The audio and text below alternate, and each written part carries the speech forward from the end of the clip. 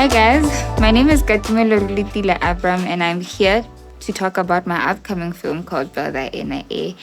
But in this video, I'm going to try and expound more on concepts that you're going to find in the film so that you get to appreciate it and understand it even more. So I want us to start right with the foundational one, introduced right at the beginning of the film, which is morality, or precisely righteousness by faith.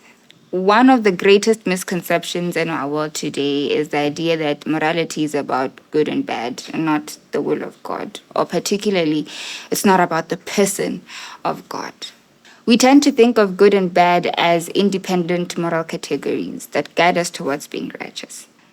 But the biblical worldview says something different, something more profound. It says good and bad are not categories that define God, they are states that reflect what God wills or doesn't will. So morality at its core is not about what is good. It's about who God is. When we miss that, we start chasing goodness like it's a prize in itself. And that's when good becomes an idol. That's when good becomes evil in disguise. And we then see ourselves reenacting the story of the prodigal son or the lost son all over again. One who runs wild and one who stays home, but still doesn't know the father. Both lost, both missing the point. One worships rebellion, the other worships morality, but neither worships the person. And this is exactly how humanity fell. The serpent didn't tempt Adam and Eve with evil.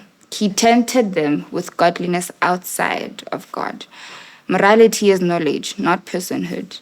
And that's the deception we've inherited, that we can know good and evil and somehow be moral on our own. But God wasn't withholding moral knowledge. He was offering something far better, himself.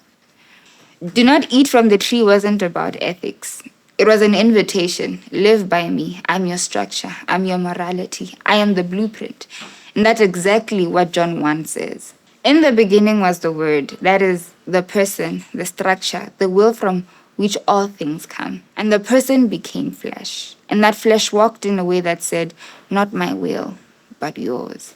That's obedience. That's righteousness by faith. That's morality. Not as an idea to study, but a being to abide in. And so you don't become moral by effort. You become moral by union. Christ didn't come just to make us good. He came to be in us. Because morality was never a thing to learn. It was always a being to receive.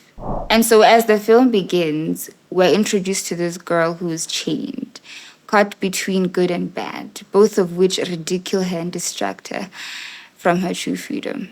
They take turns tormenting her life and ridiculing it. And she doesn't even realize it. Then Christ enters, extends his hand to free her. And every time he steps into the picture, good then becomes what it truly is, evil disguised in righteousness. And so she finally chooses to follow the being of Christ and not just the idea of him. And then she finally receives her freedom from her bondage. This is a crucial part of the film because it shows that before we can even step into our gender roles, we must first embrace the fullness of our identity, which is Christ himself. He is the original blueprint, the person from whom all our being flows. And so I hope you're blessed by the message of this film. And more than anything, I hope it leads you to embrace the personhood of Christ, because without him, not even our gender roles make sense. Outside of him, there is no true self to live from.